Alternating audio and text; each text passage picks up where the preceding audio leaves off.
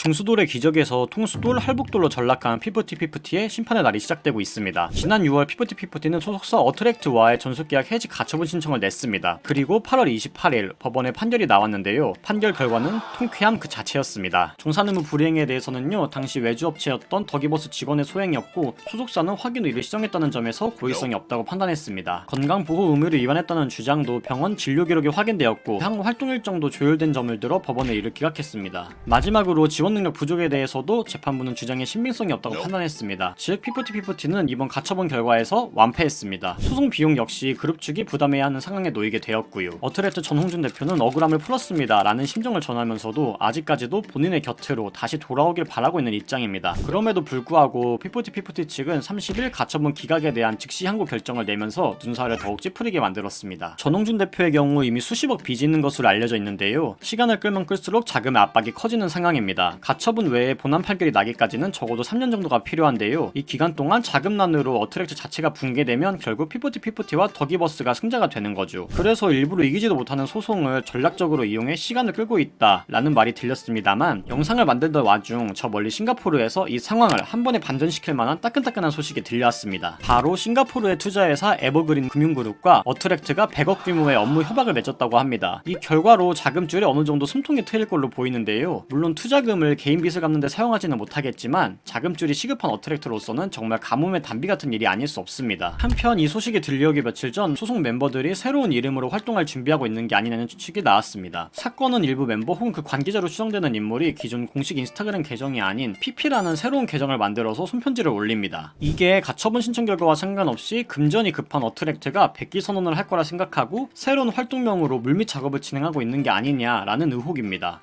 근데 이미 여론이 나빠질 대로 나빠진 상황이라 활동이 가능할까 싶긴 한데요. 한편 피프티피프티 편파 방송으로 논란이 되었던 그것이 알고 싶다의 근황도 알려졌는데요. 방송 이후 유튜버 이진우와 디스패치가 그 알의 부실 취재와 검증에 위비한 내용에 대해 전면 반박했고, 연재협과 연매협 역시 그 알 제작진이 공정성을 잃었다며 정정 보도를 공식적으로 요청했습니다. 논란이 커지자 그 알 제작진은 입장문과 함께 비판이나 논란에 대해 후속 방송을 하겠다는 입장을 밝혔는데요. 입장문은 구체적인 해명 없이 다음 방송으로 시청자를 유인하기 위한 홍보문에 불과하다는 비판이 쏟아졌습니다. 개인적인 생각으로는 지상파 방송이 가진 영향력에 대해 너무 가볍게 여기고 있지 않나 라는 생각이 들었는데요. 비약이 아니라요, 지상파 방송의 미검증 정보, 허위 내용으로 인해 안타까운 사례가 계속해서 나오고 있습니다. 대표적으로 지상파의 허위 정보로 인해 선량한 사람을 투신하게 만든 사건, 쓰레기 만두 파동 기억나시나요? 사건은 MBC에서 전국 분식점에 만두를 납품하던 업체 만두소가 썩은 무로 만든 불량 만두소였다는 뉴스에서 시작이 되었는데요. 이 보도 이후 KBS 등 다른 지상파 역시 대대적으로 이 사건을 다루면서 식품업계에 반향이 일어났고 증시에까지 영향을 끼쳤고 결국 만두의 해외 수출까지 수년간 제재를 받았습니다. 그리고 한 만두업체 대표는 억울함을 호소하다 안타까운 선택을 했습니다. 이 외에도 당시 많은 식품업계가 도산했고 관련된 사람들이 모두 빚더미에 앉게 되었죠. 그런데 사건 한 달 뒤 식약청의 검사 결과 사실 만두소에는 유해한 성분이 없다는 결과가 나왔고, 언론이 보도했던 썩은 무는 사실 재료용이 아니라 음식물 쓰레기로 처리될 것이었다는 게 밝혀졌습니다. 결국 진위 여부를 확인하지도 않은 언론들의 무분별한 확대 보도, 부실 취재로 많은 중소기업들을 부도로 몰고 갔던 거죠. 반면 해당 보도 책임자들에 대한 문책은 없었습니다.